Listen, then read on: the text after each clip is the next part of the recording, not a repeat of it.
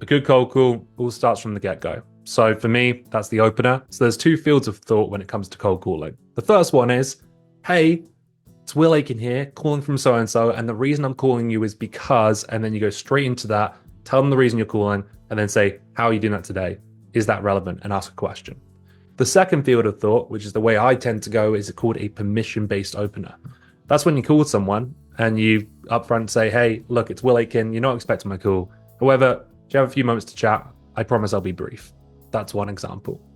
Another one might be, hey, it's Will Aitken, you're going to hate me, this is a cold call. You got 30 seconds to hear what it's about, or would you rather throw your phone out the window? Layering some humor then. You can do one without the humor if you don't feel comfortable or feel like that would work with your key audience, which could be more like, hey, Will Aitken, calling you out the blue here. You got 20 seconds to chat. The idea of a permission-based opener is saying sunk up front, tell them that you're not expecting the call, and asking their permission to then continue the conversation and go into the reason for your call. I've found that the only cases where I feel really comfortable just going straight into the reason for my call is when I've got a really decent reason for calling. So in my mind, when I'm building up my lists, my sequences, because everyone I call I'm also emailing and hitting up on LinkedIn as well, I try to layer in what's called a trigger. And that's essentially something that I can observe about the account that makes it more likely for me to hypothesize or reasonable for me to assume that they might be facing a problem I solve or be actively looking for the product I sell.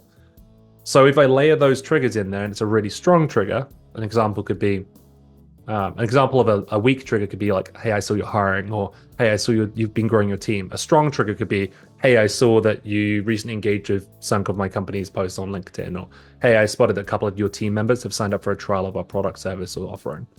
That would be a warm trigger. If those are warmer triggers, they're really strong and relevant, I might go in straight into the reason for my call because I don't want to risk them shoot me down. But generally what I've found is most people, if you nail that tonality of a permission-based opener, they'll give you the 30 seconds you need to actually tell them the reason why you're calling, which does a few things. Number one, allows you to compose yourself. Takes away a lot of pressure and a lot of the tension from the conversation when someone says, yeah, I'm good to talk for 30 seconds. It also gives you a moment to peel up any notes you might have on that particular prospect, so you can give them a really strong reason for your call. Hey, I spotted this about you. That made me think this could be a problem. Is that something you're seeing right now? By buying yourself some time, you get caught less off guard and can improve the reason for your call. So that's openers, two fields, permission-based, reason for my call, going straight into it.